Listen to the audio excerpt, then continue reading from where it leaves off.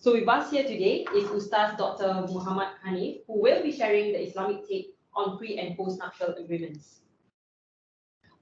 Ustaz Dr Muhammad Haniff bin Hassan is a research fellow at the S. Rajaratnam School of International Studies, or RSIS. He holds a PhD in Strategic Studies from RSIS, Nanyang Technological University. He had also received his early education at Aljunied Islamic School. He then pursued higher education at the Faculty of Islamic Studies, University Kebangsaan Malaysia, and graduated with honours in Sharia and Civil Law. Currently, he is a member of the Sharia Appeal Board since 1999. If any of you are interested to find out more about his work, you can look up www.hanif.sg, where he has published many books and articles in Malay and English on Islamic contemporary issues. So without further ado, please join me in welcoming Ustaz Dr. Haniff. Ustaz, the floor is yours. Bismillahirrahmanirrahim. Alhamdulillah wassalatu wassalamu ala rasulillah wa ala alihi wa sahbihi. Good morning and assalamu alaikum to everybody. First of all, I'd like to thank PPIS for giving me this opportunity to talk on the topic. And thank you also to everyone for joining me in this session. Okay, I'll be speaking on pre and post-nuptial agreement from a Fiqh perspective as requested by the organizer.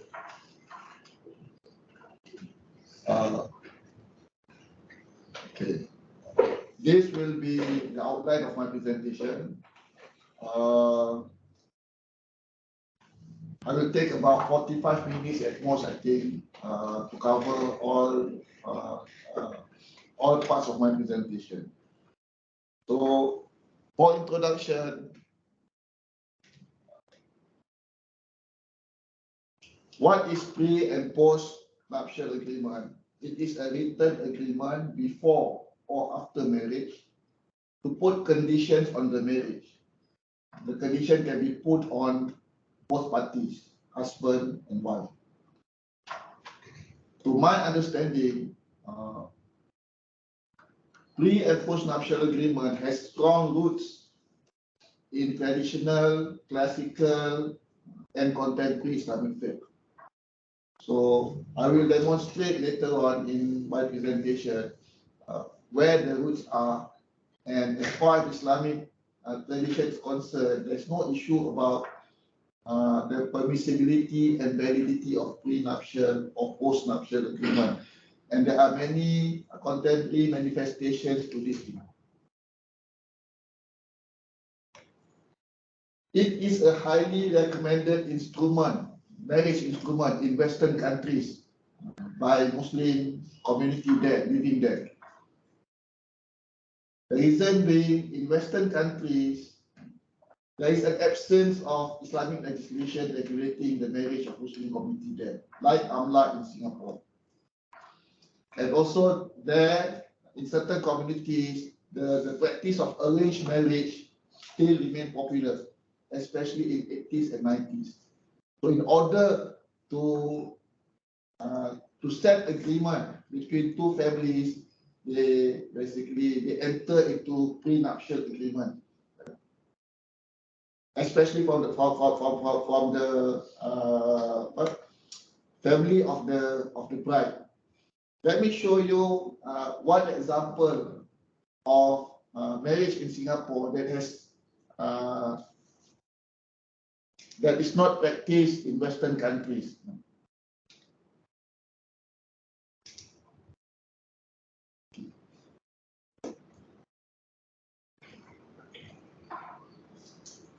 Okay, this is one example where in Western countries, Muslim marriage do not have this, a public marriage.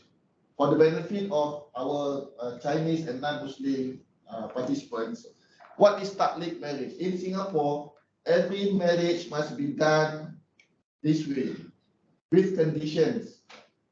That is, we call it as public. There are three conditions that the husband must agree upon. First, if the husband leaves the wife for 4 months or more, whether intentionally or intentionally, then if the husband failed, or if the husband failed to maintain the wife for 4 months or more, whereas she was obedient to him, or the husband caused any injury to the wife's body or damage to her property, or caused her to lose her self-respect, and the wife complains to the Sharia court, and the court found the complaint is true, divorce of 1 talaq shall be ruled for the wife. This is in order to protect the interests of the wife. And in Western countries, they don't have such legislation to regulate them, to help them, to offer protection for the wife. That is why they enter into prenuptial agreement to ensure that such conditions made available in the marriage. So that is the usefulness of prenuptial agreement, common in the Western countries. In Singapore, because we only have these things set in our AMLA, in our rules and regulation, various rules and regulation, that is why we found that the practice of prenuptial very less common than in Western countries, and not so popular. But this should not be seen as if that our faith tradition neglected this aspect. No.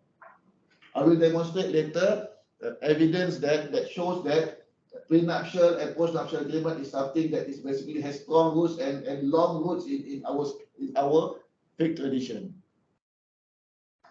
In Singapore, it is not popular due to AMLA, because much of the thing, the regulation pertaining to the marriage has already been legislated in AMLA. And there's also ignorance among the community about the use of prenuptial and postnuptial agreement that make the practice less common in our community. Now, from the faith perspective, the faith views that marriage is an akad. What is akad? Akad is basically a contract. That is why in Arabic there is this term akad nikah, and in Malay akad nikah also. And the keyword here is akad, which means contract, agreement between parties. This is the same word used for business and transaction contract. They call it akad also, but they call it akad bay. Why bay? Because bay is business, trade, transaction. So akad nikah, contract of marriage. Akad bay is contract of business, buying and selling. In Malay, akad jual beli. And the key aspect of akad is sirah. What is sirah? Sirah is Arabic word. In Malay, we call it ijab and qabul. In English, as per law of contract, they call it offer and acceptance. So it is similar to business and trade contract. And another aspect of akad, there must always be redha. Redha is what? Parties agree on free will to enter into that akad, that contract. So this is similar to buying and selling between two parties. The permissibility to include terms and conditions to a standard contract akad generally is based on many hadith. One of it is this: wal muslimun ala syurutihim illa syartan haraba halalan aw ahalla haraman, which means Muslims are bound by their conditions, except a condition that forbids what is permissible or permits what is forbidden. This hadith, from it we can imply that putting conditions in human transaction, human contract, is something that is permissible. And the another hadith, the hadith below, for the benefit of our non-Muslim, hadith means the saying of the prophets. The worthiest condition you fulfill are those by which you make sexual intercourse lawful, which is marriage. And in the Quran, Muslims who enter into any contract and agree on conditions and terms related to such contract, they are obligated to fulfill them. Because the God says, Ya ayyuhalladhina amanu awfu bil uqud. Be true to your covenants. Wa'awfu bil ahdi. And be true to every promise. For verily on Judge Day you will call to account for every promise which you have made.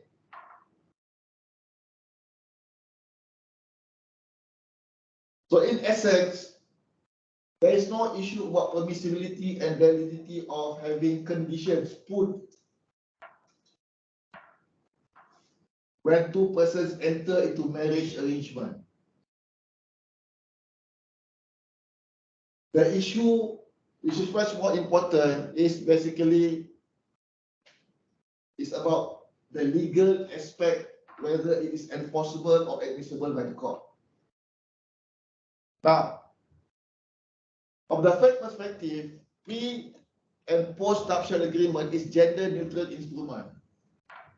Although it is popular and common to understand that this instrument is meant to protect wives, but in actual fact, it is gender-neutral.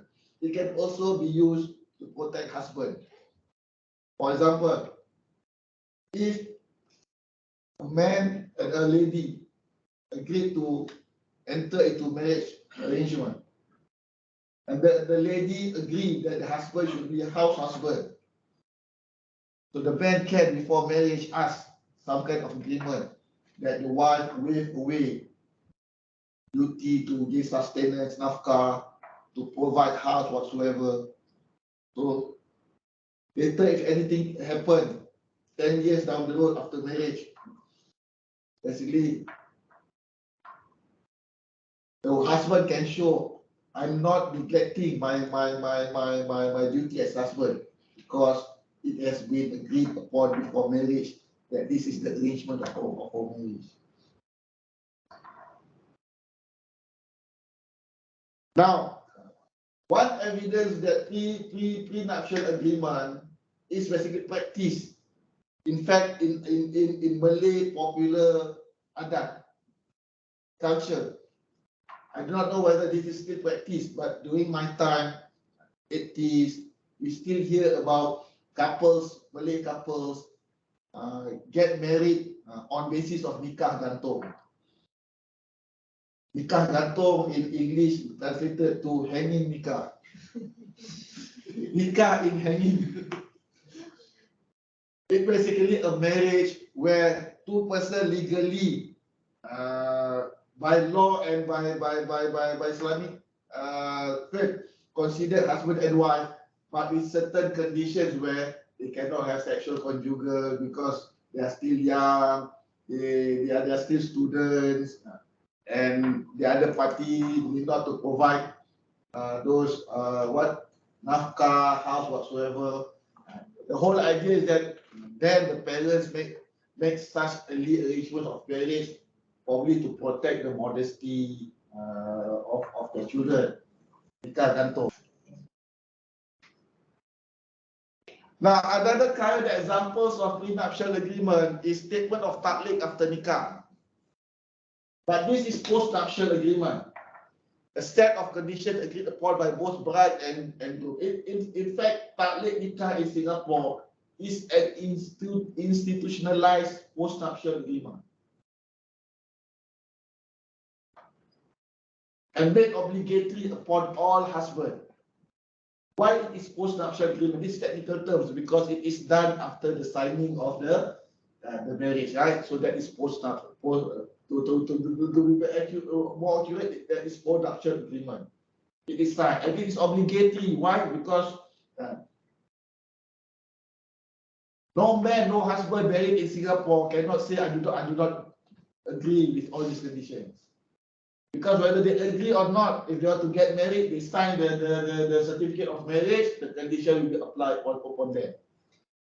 They can complain this and that, they may not want to pronounce the condition, because if you attend a Malay marriage, you will find that after the solemnization, the Qadi, the solemnizer will ask the groom to pronounce the condition for everybody to know. That is also a reminder to him. So he has some seriousness about the conditions. Even if the person resist, do not want to pronounce it publicly in front of the guests, the conditions apply to him. Why? Because once you sign the marriage certificate in Singapore, that is how your marriage will be. Can I ask now? Can. So if he does not want to say out, and he just went through the that means it's still binding. Yeah, binding. Because I know some students who insist they don't want to be bound by the taklim. So they can say so, but when they go to court, the court will regard that is otherwise why you sign. And if you don't sign the marriage certificate, you are not married. Where does the individual agreement come in? Because you said if the couple has their own agreement, whether it's financial or other, obligations, then would that triumph this? No. In the event Okay. This is made obligatory by the authority, and it falls under Islamic legal maxim that says the authority always has power to make something that is not permissible into become obligatory on the public interest, or the greater interest. This is just like making registration of marriage in Singapore marriage obligatory. Of course, from the traditional faith perspective, if like myself, a father of a daughter of a lady, I can get 2 witnesses and marry my daughter to another person. That is considered halal already. But that is not a legal marriage in Singapore. Why? Because the marriage in Singapore require registration, formal registration with the authority. Although in our classical faith does not say that it is obligatory, but we must hold to that legal position. Why? For the greater interest. I will find any Singapore Asatiza that profess or teach only whatsoever, you can complain his name to ALS.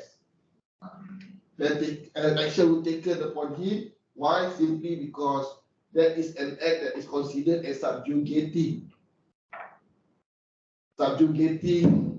Basically amla that is basically out of the code of ethics required from every Asatiza in Singapore. One question. So the agreement is already preset, right? Can they alter it or change it before they declare the taklim, or must they go through the changes by consulting their qadi first? Okay, but I will go there in the application aspect. I've basically presented on this, so I skip. The contemporary application, I will focus on Singapore only. Other places that is not basically our jurisdiction are much concerned, so let us focus on Singapore. So as I mentioned in previously, the issue of permissibility and validity of prenuptial and postnuptial agreement, as far as the faith or Islamic law concerned, no issue. It is valid, it is permissible. The issue is just about what kind of clause that you want to include in the agreement. And then the more important aspect is that it's more of a legal issue. How the agreement relates to AMLA. Because you cannot have an agreement that basically subvert AMLA. For example, you want to have your own marriage resolution. Which if that resolution or dissolution of marriage basically subvert the rules and regulation of our MM, as this our MM rules and regulation, then it cannot be. And in Western countries, their pre and post-nuptial agreement may include all those aspects. How the marriage should be dissolved, how the talaq should be done, how many talaq can be done. Those may be part of the prenuptial agreement. Why? Because they don't have AMLA to regulate the dissolution of marriage. In Singapore, all those basic issues are only regulated by our MM. You go to our MM, whether you agree or not, you have to go through the process. Or you go to Sharia court. For divorce, you have to go through the process. Go the few times of counseling, not settle, appoint hakam, not settle, then you enter to court. You cannot say no. You cannot say you cannot go to court and so we have prenuptial agreement already that we want to dissolve our marriage like this. We want to divorce like this. No, they will not attend. And when you do that many times, they will get very upset with this, all this, because you basically make their job difficult. And also how it relates to civil law. The agreement may comply AMLA, but it may not necessarily comply with other law in Singapore outside AMLA. This you must be very careful. Just because it complies AMLA does not necessarily mean that it complies with other law in Singapore. For example, there may be some HDB law, pertaining HDB law, which if you put into the prenuptial agreement, you cannot enforce it because it go against the other law. Even if you go to civil court, the civil court may basically reject your agreement.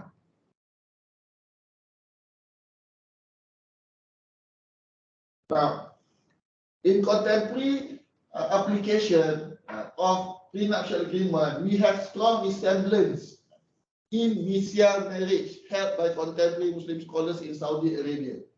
What is misyar marriage? Misyar marriage is where a man does a Shari marriage in accordance to Islamic law, with a woman meeting the conditions of marriage, but the woman gives up some of her rights, such as accommodation, maintenance, or the husband staying overnight with her.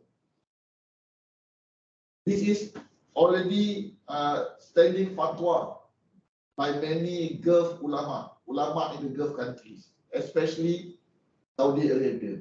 Why they issue this fatwa? This is basically to deal with the situation where in their countries many ladies are not married due to high mahar, dowry.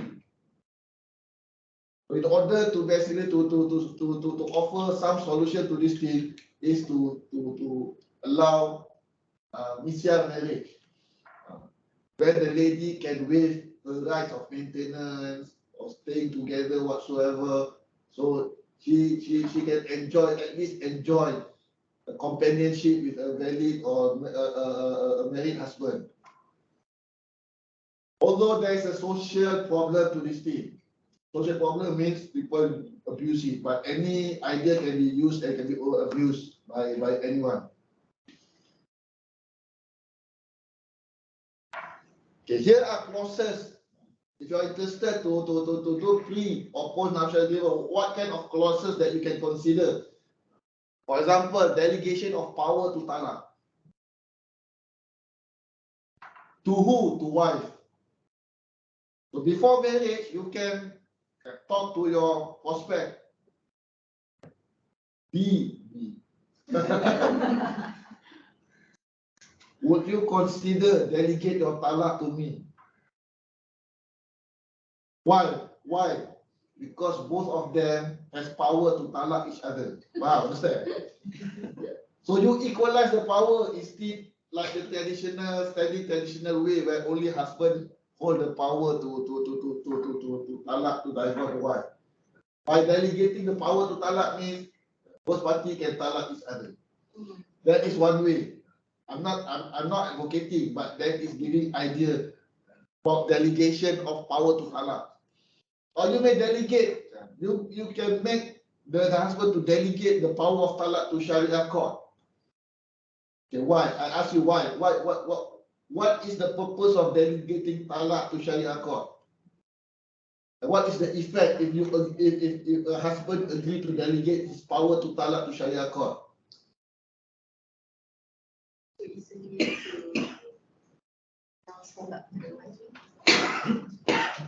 Not accurate. There are instances where the husband is mentally incapacitated and therefore unable to be on his own. The whole idea is to prevent husband to pronounce talak outside of marriage, outside of Sharia court. For example, night time after football match, gaduh, you know, because his team kalah.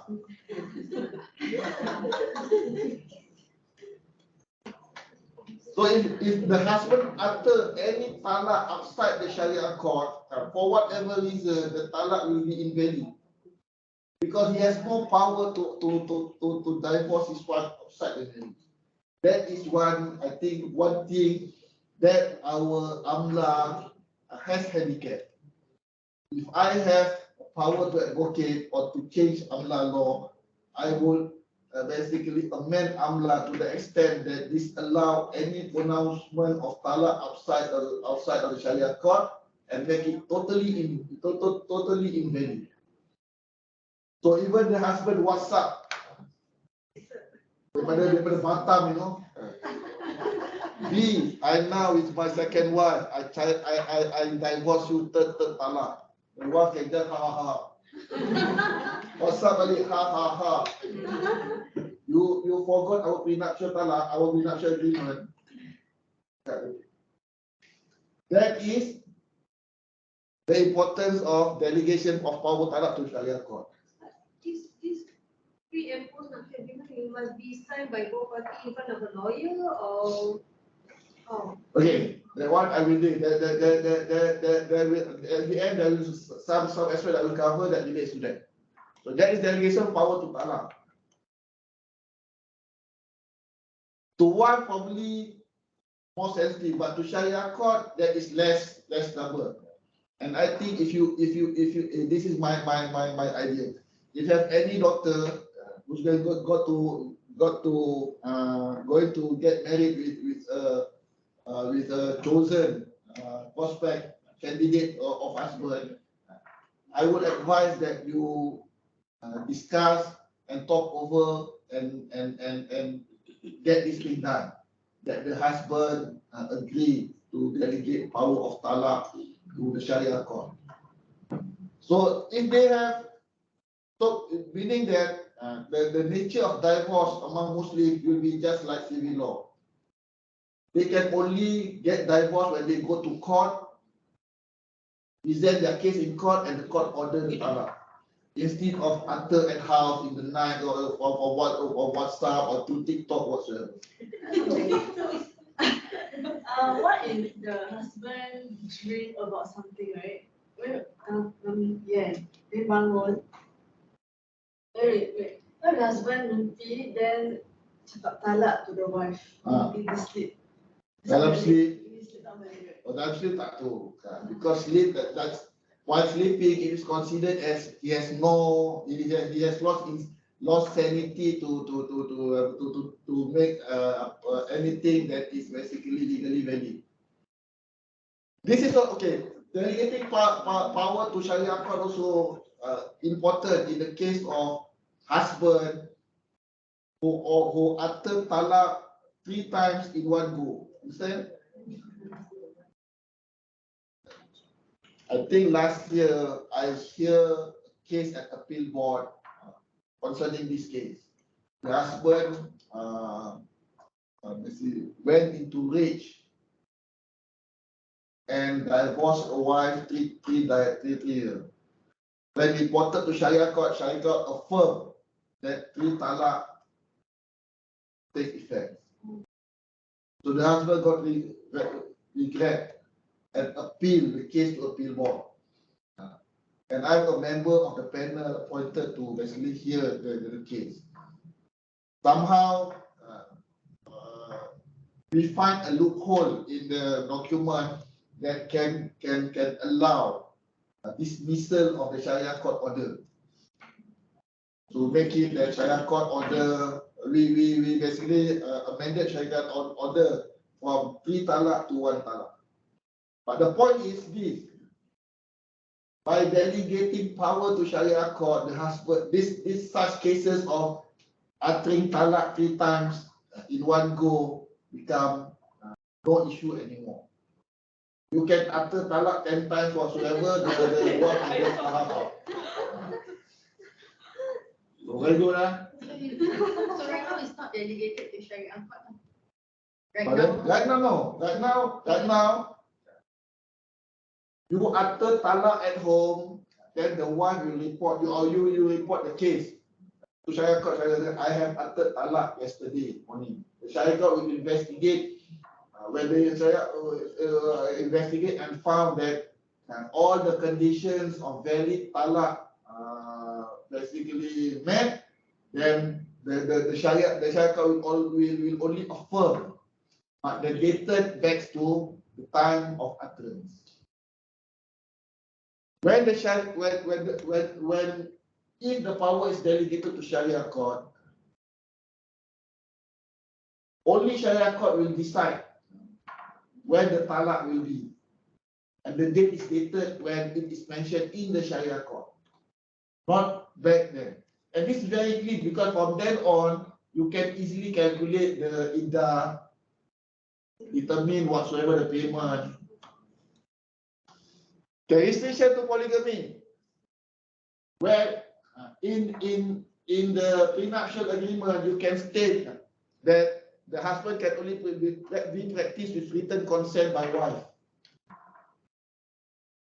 Today in Singapore, if you want to practice polygamy, you can apply without your wife know to OMM. The only thing that OMM will call the wife and inform, you know your husband applied. And the husband will investigate whether the wife would consent or not. But the law does not state that it is obligatory for the husband to get written consent from the wife. I think I want to give polygamy punya letter, and you have to pay like 200 something for the application. And so the husband give to the first wife, the wife need to sign the letter and then give back to RMM, pay the fees lah for the application. Yes, that is after they report to OMM. But when you report, you don't need all those letters. Faham? But even that, the law does not stipulate clearly that wife must give written consent for husband to practice polygamy. It is the prerogative of the OMM. Usually, the process will require proper investigation where the wife will be given chance to express her opinion, but not obligatory for OMM to really consider the wife's consent. Islamic perspective, no need to ask the wife for permission? Or in Islam, there's always different views. So that different views somehow in Singapore has little significance because we have AMLA. So at the end of the day, what AMLA stipulates. So if you want to cover yourself, you can always do this thing. You can have prenuptial agreement that the husband cannot practice except with consent, written consent. So if he breaches this thing, the wife can contest and ask for recourse. So this is your suggestion, your proposal, is it? Yeah. And you can type also in the agreement that talak be delegated to wife in case of polygamy. For example, you look in the prenuptial agreement that if the husband practice polygamy without her consent, automatically the husband deemed to have delegated the power of talak to her. So she may not require to ask divorce. She can divorce herself because who asked you to please do? I'm not sure whether this is fair or not. I'm just offer ideas for you all to consider and protect yourself. Or you can do it by making this thing as a taklid to the additional taklid to the nikah. The one that I mentioned to you is the standard one. This is an addition to taklid. But in the prenuptial agreement, you say that if at any time you practice polygamy without my written consent in Singapore, outside Singapore, automatically you are deemed to have talak your wife with one talak. So the time when he solemnized, jatuh talak satu. Oh, to the other one. The first one. Faham tak? But only if the wife Only, agree to do the talak, but she might say that yeah, you will delegate the talak authority to me, but I may not exercise. depends on the how you clause the agreement. If the clause says that immediately by solemnization without her consent for talak, then the court can only affirm whether the talak affect or not. Waive of duties. But in the agreement, you can mention that the waive of duty to provide financial nafkah or home shelter to wife or husband. Here where I mentioned just now that this instrument is gender neutral. It can be used for the benefit of husband and it also can be used for the benefit of wife. Or the wife can waive duty to stay with, or the husband can waive duty that the wife must stay with him.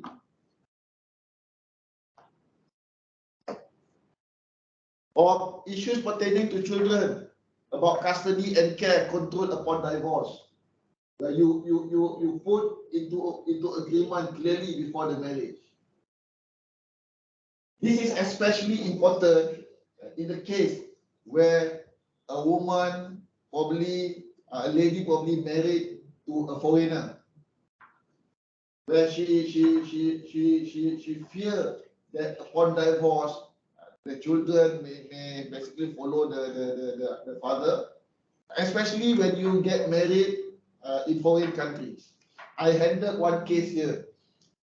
A lady married a new convert in Germany, and she protect herself by entering into prenuptial agreement with the husband that said that anything happen when we have to divorce, that you agree to give me the power of custody. Because she stayed in Germany, and in the law of the land, the law of the land favor the husband because the children born in Germany therefore become German citizen. She's Singaporean. She cannot. It's not difficult for her. It's very difficult for her to bring back the children to take away the children from German to Singapore. So she protect herself by enter into this agreement that when we divorce, the children will have to follow me. The children will have the wife, in that case, the wife determined in the agreement that she has the final say on the education and the upbringing of the children. That the children must be raised as a Muslim. That is the agreement, the prenuptial agreement. Citizenship, she has the final say on what citizenship that the children will finally basically be gotten when they enter into adulthood. The religion of the children. Acquired asset. What are the things that you may consider in your prenuptial agreement on assets? You may want to state in your basically in your agreement, in your prenuptial agreement, require the husband to list down assets acquired before marriage. And this is also for the benefit of husband, because with that agreement, the wife agreed that this is the asset that the husband has acquired before marriage. Therefore, he has basically the more share. At least the wife may not have right to claim for matrimonial property, because these are all my hard work before I marry you. You cannot suka-suka claim this thing. That is one thing. List of assets considered as matrimonial property, then you may want to determine in your agreement what are the assets that we can consider both parties as our matrimonial property. You know, okay, one thing about in Singapore, the AMLA clearly says that the wife property is the wife property. That's clearly says. There's a clear law saying in Singapore. So basically, in Singapore, matrimonial property is only affected the husband's asset, not the wife's asset. Your CPF is your CPF. Your insurance is your insurance. The husband cannot come to Sharia court. I want also to claim matrimonial asset. No, because the law clearly says that the wife money is the wife money. Only wife can claim matrimonial asset from the husband. So if the husband is smart, the man is smart, he may want to basically enter into this thing. No, we basically agree on. If the wife name in the car kan, but the husband who making the payment kan. So husband payment divorce kan. Siapa dapat the car? Husband making payment every month. Legally the car will belong to the wife, and the husband has no claim on the other. But he can try his luck to argue. That is on the prerogative of the Sharia court to consider based on evidence whether. But at the basic level, at the rule of thumb level, the car belongs to the wife, although she may not contribute anything in the maintenance of purchase of the wife, because the law clearly says that whatever property belongs to the wife is the wife. This of asset cannot be part of the matrimonial property. This is very important. Why? Because like myself, I am entrusted by my family to hold on trust accounts of my father, my mother, my special needs sister. So some men, they may only be trusted with all these responsibilities. So they have the names in certain account to give them power to manage the account, not to own the money. So in order to protect this from claim upon divorce whatsoever, he may want to enter into prenuptial agreement that you cannot claim this thing because this is, yes, my name. Legally, I have share of this thing, but it's not mine at all. It's just a trust that I have to do for my parents. This may include landed property, insurance whatsoever. It can also be a post-nuptial, right? Because Yes. So that is when we hold those accounts, then we do a document. Yes. Calculation of share in matrimonial assets. How you calculate? You may agree pre or post-nuptial agreement that plus minus you only entitled 30%, 20%, 30%, or 50%, something like that. Claim of matrimonial asset when husband married another wife tied to the position. Okay, this is where my if a lady having a husband willing to marry another wife, this wife, first wife, married from 2000 to 2015, which is 15 years old. Married 15 years old. Throughout the marriage, they have landed property 1 million worth. CPF 1 million. And all these things basically after marriage.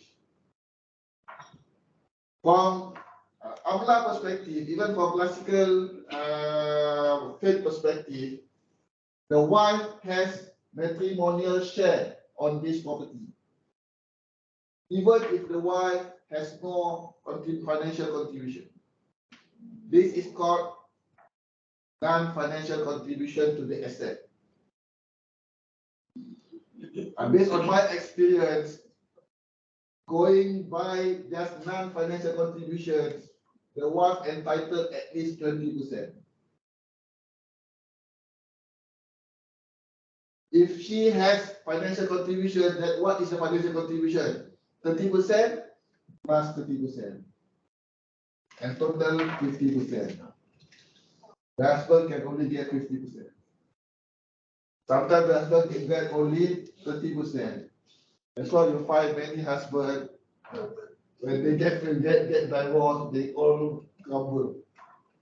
Some grumble. They say all this Sharia court is not Sharia court, it's a woman charters court. In actual fact, loser will always complain, even in civil court, right? Even women in civil court, when they lost, they complain. They say civil court is lousy. Go Sharia court. But this 50% also applies because under civil law, the house has two names, right? Let's say if the house only have the husband's name, this 50% also applies. Yes. But CPF you can nominate. Okay. nomination. I thought. Nominate only affect upon death. Oh. Understand? Nominate only affect upon death. As long you're alive, you still can claim.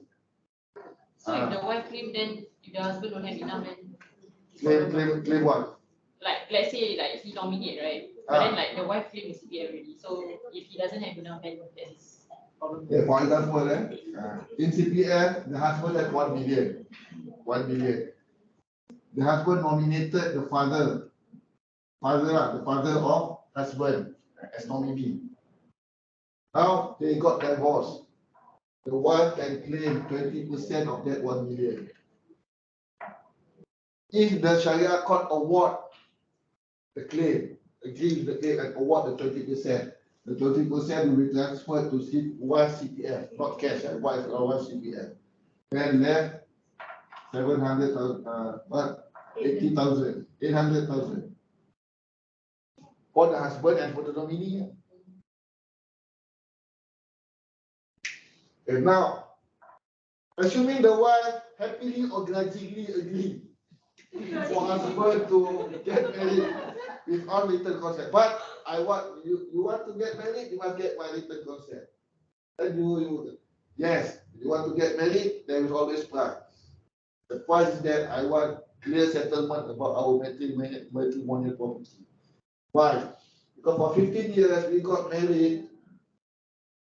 All I have to share on this thing. If you don't settle it, then once you got married to this thing and anything happened, suddenly this person become co-share of the matrimonial thing.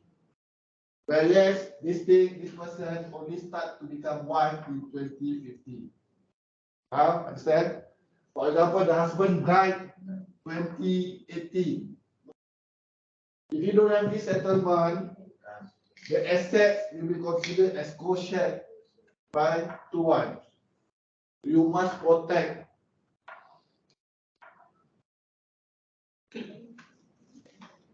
And this is fair. Islam is about justice. This is justice. This concept of harta sepencarian, right? So in Singapore, this happens that the wife can claim that 20% must be before the distribution of the Before, okay. That is totally different thing. This is we are talking about harta sepencarian during divorce. Harta sepencarian upon death is different. In Singapore, sadly, harta sepencarian is not applied for death case. In Malaysia, if you have a property worth 1 million, then the husband died. The property belong to the husband. The husband died. So this will become estate.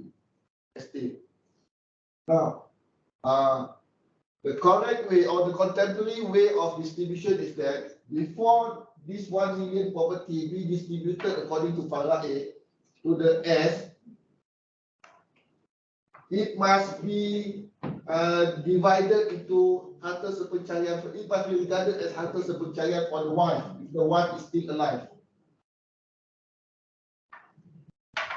For example, the wife may claim 30%.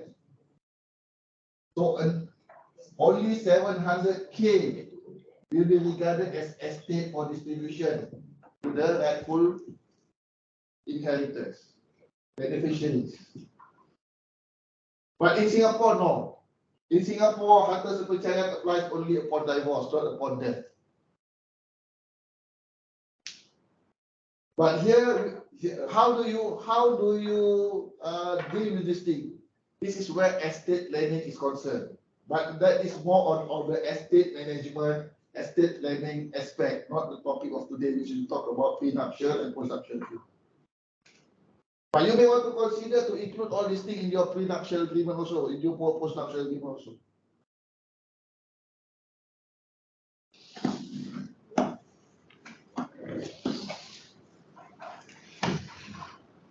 Matters upon divorce, amount of muta agreed upon. This is for the benefit of husband. For the benefit of our non-Muslim participants, in Singapore, when divorce occur, there are certain ancillary matters that need to be resolved. One is the nafkah iddah, the custody of the children, custody of children. The third is mut'ah, the amount of mut'ah is consolatory gift that must be paid by husband to wife upon divorce. That is called mut'ah. How mut'ah is calculated? Usually at Sharia court, the mut'ah is calculated based on number of marriage days. So if you marry, if a person married for 15 years, 36 5 times 15 equal then times the dollar, how much? This dollar is determined by the court. Today, if I'm not mistaken, the lowest number given by the court, $5. That is the lowest amount. The chicken meal lah, satu kali makan. They pun sekarang ni $10 per day. But then is consolatory gift lah. It's not for you to receive profit whatsoever. But still, if you value if we talk about the value of day of marriage, it cannot be $10. But this is the amount.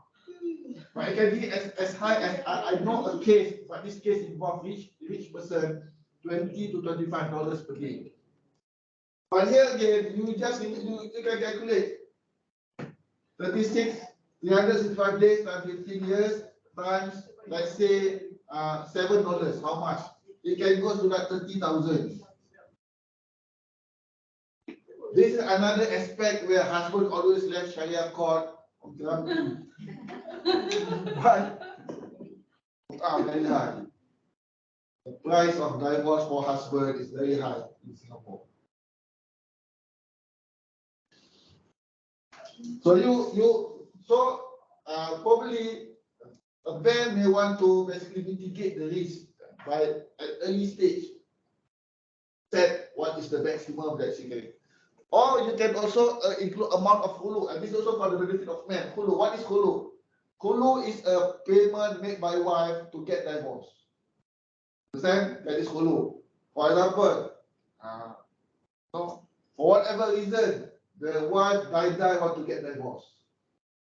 The husband refused to divorce her because I have no reason to get divorced, but it's only fair that you want to really get divorced. You insist that you pay me the sum of money. How much? 5,000, 10,000. Then they have to come to agreement. The wife may say, never mind, I got sugar baby only. How much? Just say how much?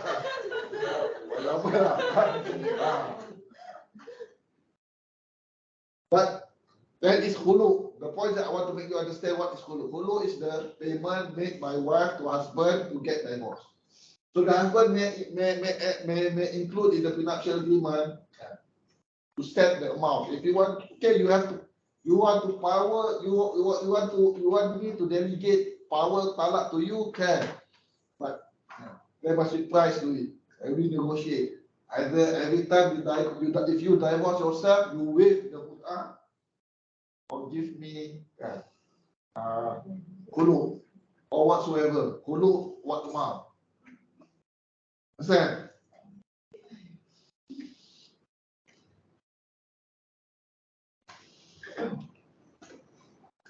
Okay, agreement need not be between couples only. This is interesting about as far as the prenuptial agreement in accordance to our Islamic tradition. Agreement can be made between bride group and would-be parents-in-law. For example, this is the case. Ahmad entered into a written agreement with his would-be father-in-law before marrying his daughter that A, he will not marry another woman as long as he is married to the daughter. Failing which, one talaq will be regarded to take effect from the date of the new marriage. B, cannot migrate to other country with the wife. This probably, bapa that so attached to the daughter whatsoever. No, you want to get married, bring her to Australia, Canada, cannot. As long as the father is still alive, mati already dia mah. However, legal view for legal implication, valid possibly is required in this aspect. But in as far as the Islamic law concerned, if the father-in-law make like that, what if the husband after this or married can he get posted overseas? Kan? but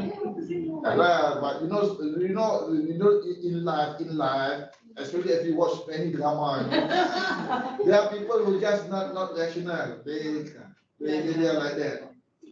So I just want to throw the main important thing is that prenuptial agreement is not necessarily exclusive between couples, but also can be made done, effect the marriage, but with would-be parents, with father-in-law.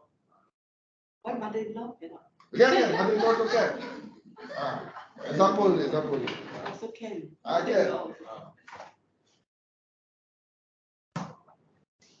Sama juga, probably if you talk about delegating power, all this thing, the agreement may not be between the husband and the wife, but between the husband and the father-in-law. The wife agreed to be moved with the husband overseas.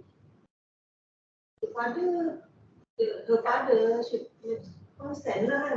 She likes to be overseas. Sebab father daripada Singapore. Ustaz pergi lah kan. Example. But no example of father-in-law or mother-in-law. When you get children, we give the name, not you. No, technically that also can be included. But I mean, some terms, of course, not rationalized, not rational to be included. But I just want to throw idea that how it can be done. For example, okay, let's say my daughter want to get married with a candidate. I don't want to trouble her to enter into prenuptial agreement. I persuaded my would-be son-in-law to enter into prenuptial agreement with me as a father. That's one thing. How? Then I kata to them, I want you to delegate. You have agreement with me to delegate your power of talak to Sharia court. Why? Because I do not wish to see my daughter being divorced outside that process.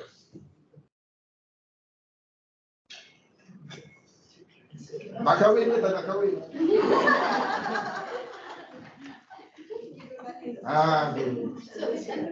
Consider tak tahu dulu dan kalau after nikah then it takes effect. So after nikah it takes effect.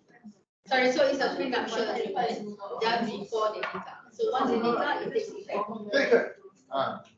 But it is the husband that it is the father-in-law that can enforce the agreement. It's binding. Binding. I know that.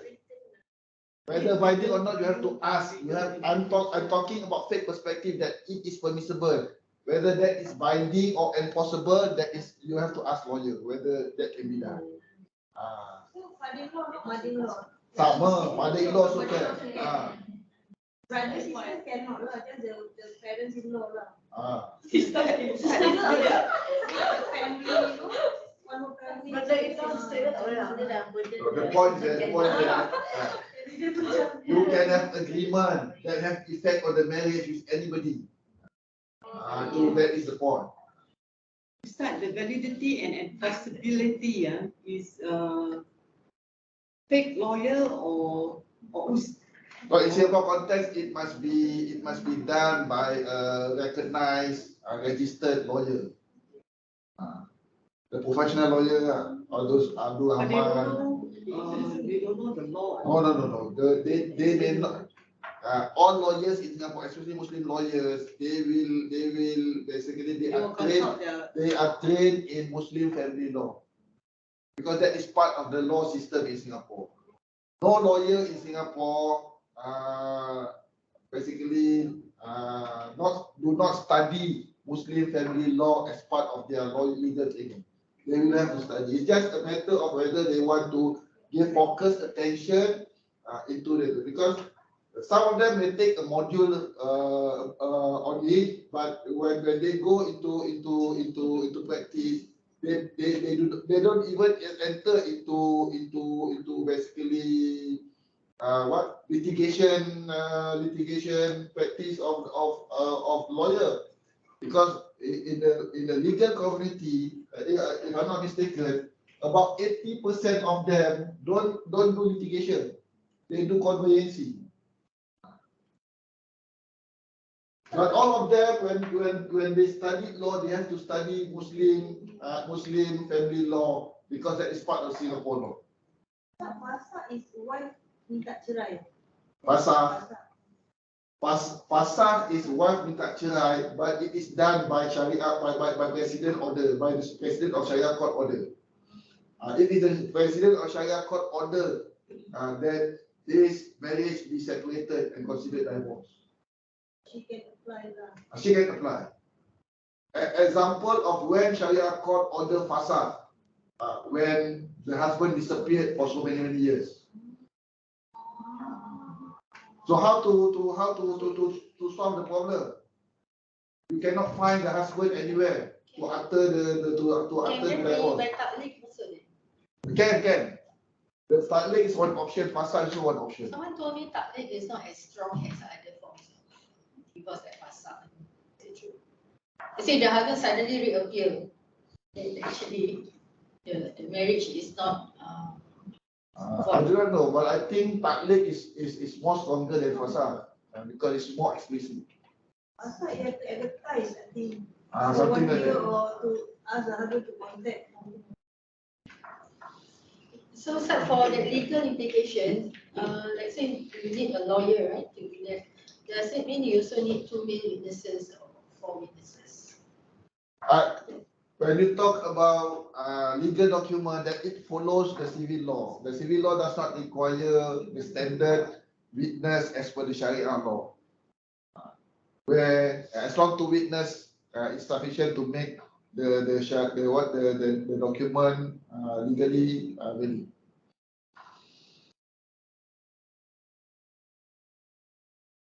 Okay.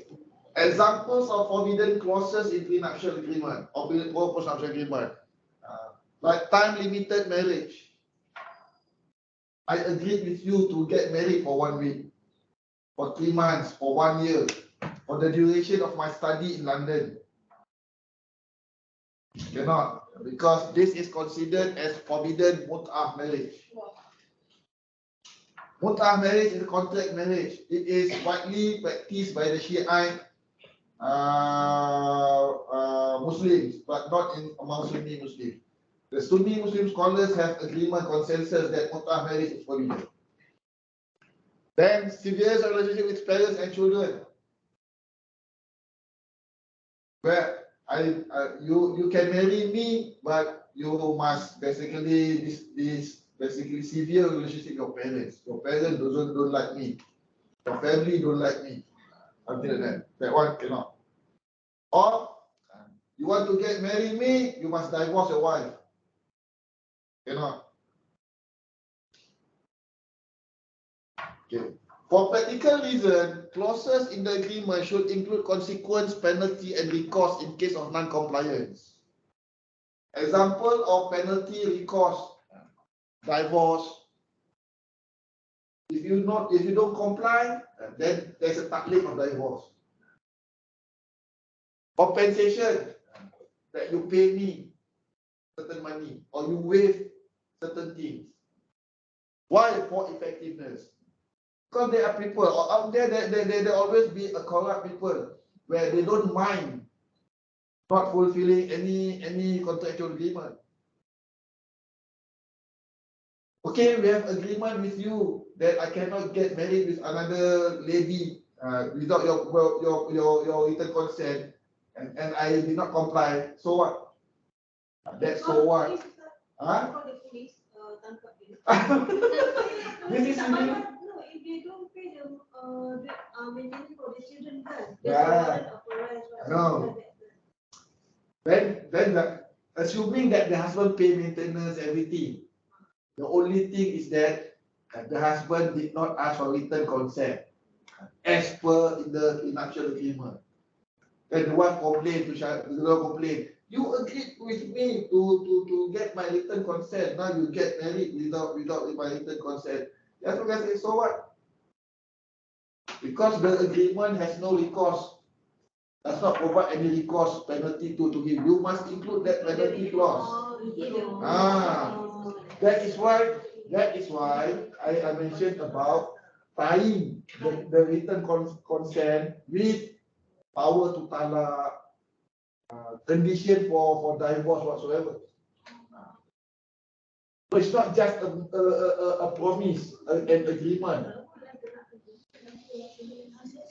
Okay, thinking aloud. This is thinking aloud. You have to ask lawyer whether this can be done.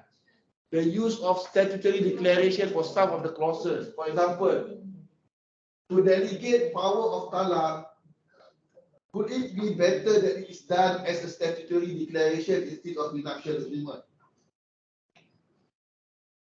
So let's say my daughter want to get married with a person, with a man. I ask him, you make statutory declaration, delegating your talak, your power to talak to Sharia court.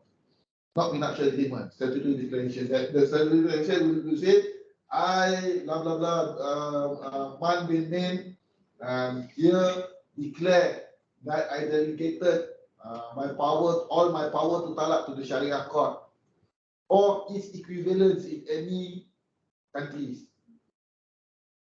And by this, any utterance of talak outside the recognized institution will be deemed null and void. I scared apa tau.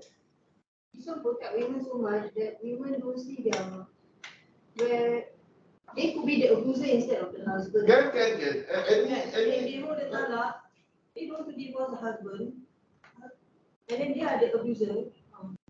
Not every time husband. Some women also when divorce somebody about also. I know. That's why party or any parties who want to agree with this thing, they have to think carefully.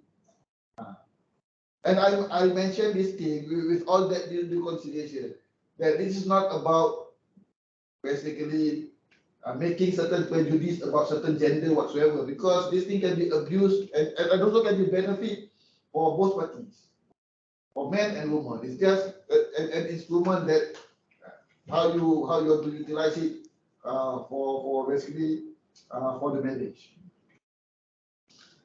Closing remark. Rights and duties are important in marriage, and therefore protection of rights is important too. And this is recognized by Islam. This is where the role of prenuptial and postnuptial agreement have part to play. But happiness, success, workability of marriage not determined and cannot be seen from the lens of rights and duties only. Correct? There is a necessity of give and take and tolerance. So agreement may protect interest, but not guarantee a happy marriage. Happiness of marriage. Good.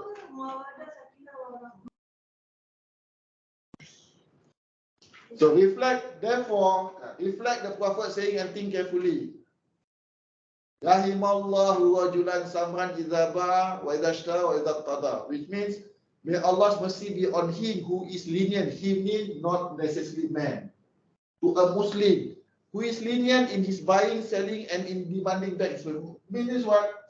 Give and take. Sikit lebih kurang. A man who is easygoing when buying and selling and when paying his dues and escape for what he was owed will enter paradise.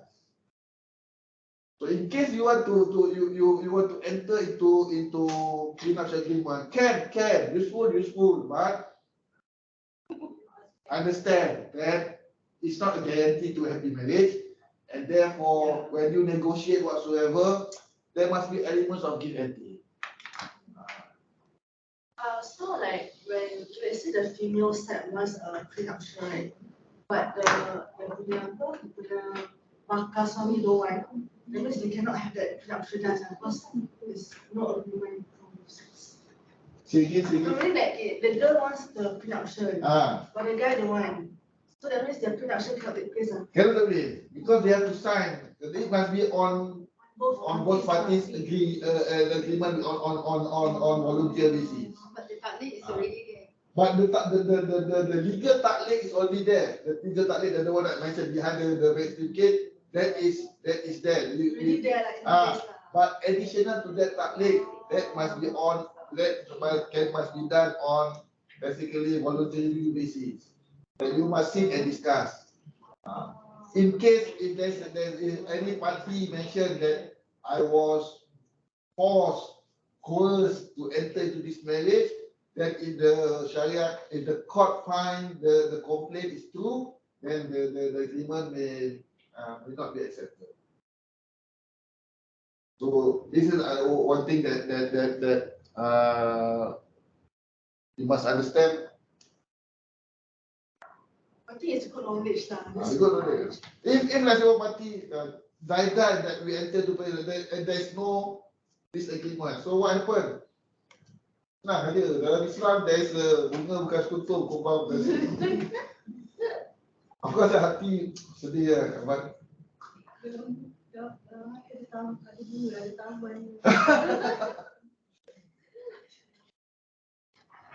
okay, these are some references that I want to share. Where if you got hand into the slides, you can just basically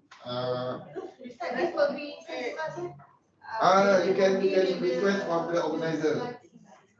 You will give us a slide. We will give the slides after the talk. After the talk. Okay, that's nice. Okay,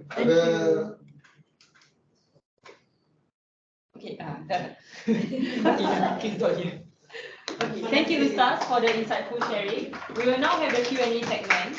I think we all ask questions to Ustaz a lot already. So for those of you who still have questions, now is the best time to do so. I want to ask about this prenuptial agreement, right? So it's being signed between or agreed between two parties, right? So does it mean that we have to the copy is that you should have the hard copy, or does it have to be submitted to Sharia court? No need. Oh, no need. You just keep it just in case if you have to enforce it. Must be done at the lawyer's firm. But that one you have to ask lawyers because all these things involve legal issues. The lawyer know. That's why even the lawyer must use correct term, correct words to ensure that the document can be accepted, admitted, and enforced. So you ask me, I may not be able. I may be able to give advice or consultation on matters or content, but the actual documentation part that must be done by lawyers. Please don't do it like family affairs, All you type or just handwritten and sign here, or the datuk sign, you make sign. Because I'm not saying that it's not valid. From the Sharia point of view, even our verbal agreement, there is already agreement that we are bounded to honor that agreement, even if it's verbally. If you did not fulfill a promise, even a verbal promise, that is sinful from Sharia point of view. But we are talking about legal aspect, where you must do it properly in accordance to the legal requirement as far as documents concerned. And therefore, you need lawyer service to do this thing. This pre and post appears in what year in Singapore? Like, is it after Allah or Allah or bila? The baru ni ke atau the 1940, 15, 16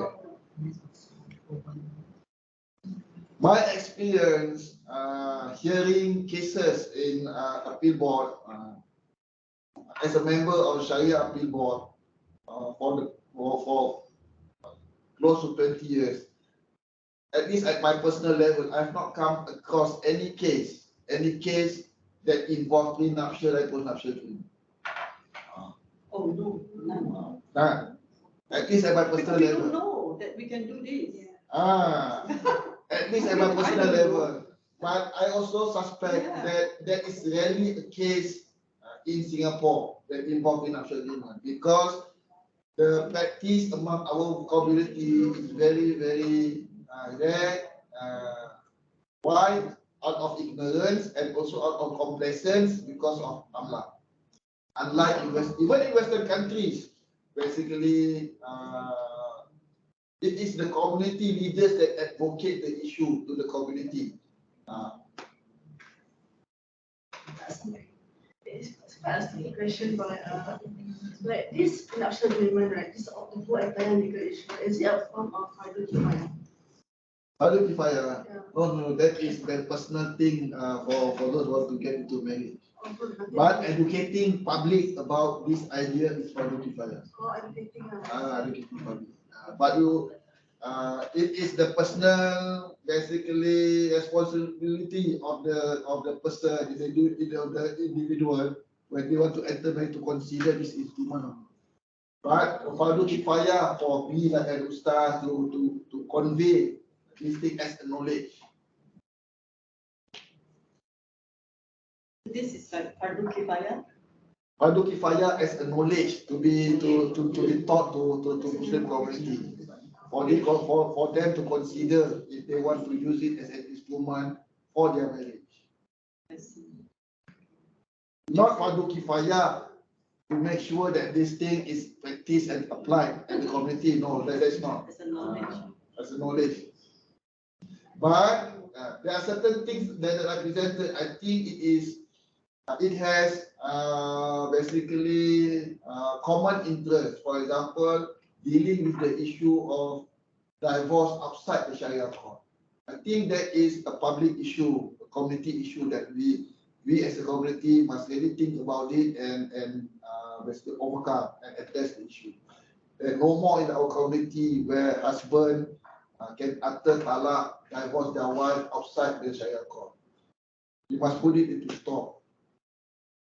But it's still happening, lah. That is the common thing that happened. That husband utter talaq, then they utter talaq first at home, then they go to Sharia court to register, to report that talaq already happened. So the best case scenario is to do the verbal in court, lah. The best is this: if you are married, you want to get divorced, go to Sharia court, register and settle, and go through the process.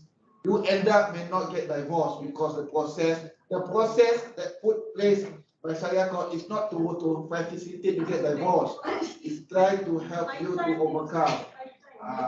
Delay lah. Don't like that. Macam the process put in place truly for the purpose of to solve your marriage problem, so you don't get divorced. But eventually, it will lead. If you go through the road, they will lead to the divorce. So what is the time? So what is the time period from the time you register and the time you get residency? Okay, this is my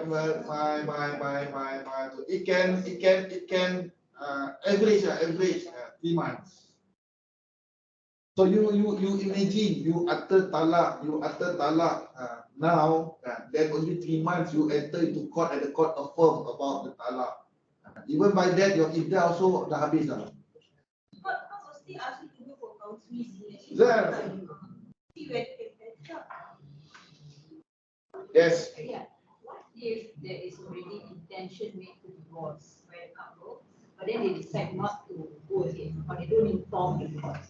In the perspective of Sharia, is that we can as one? Intention, what do you mean by intention? Maybe the couple discuss or even pronounce. But the husband has not uttered the divorce yet. Say uttered, in the event it is uttered, but they decide not to proceed. Oh, Oh, that is a legal issue.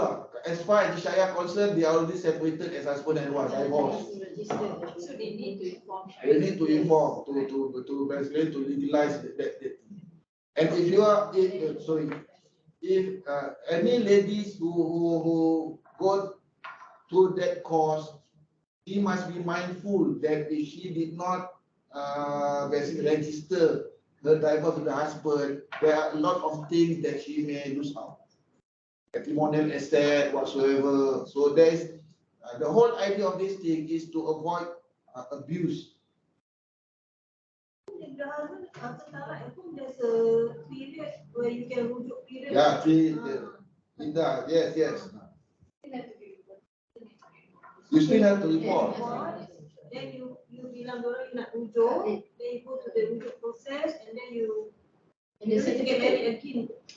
but it's still a small certificate.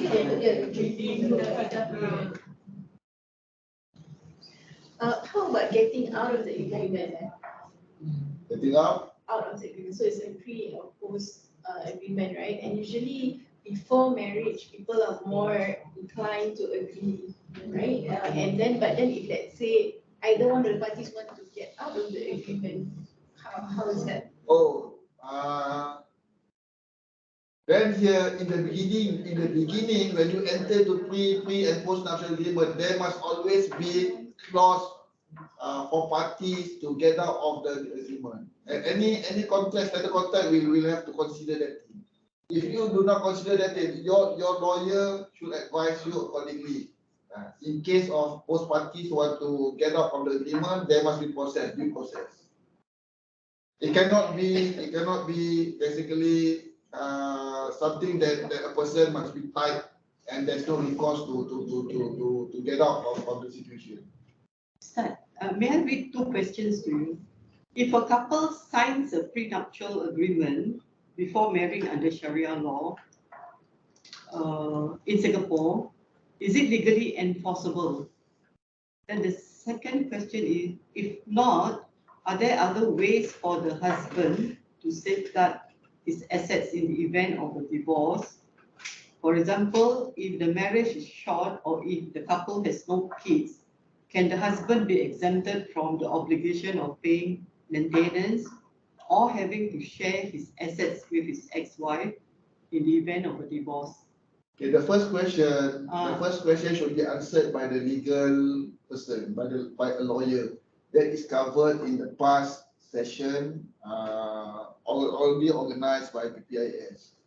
I cannot answer that question whether it can be enforced and how it can be enforced, because from your experience, has it? My experience, as I mentioned, in my involvement in Sharia court, I have not come in my involvement in Sharia appeal court. I have not come across any case involving prenuptial agreement among Muslim couples,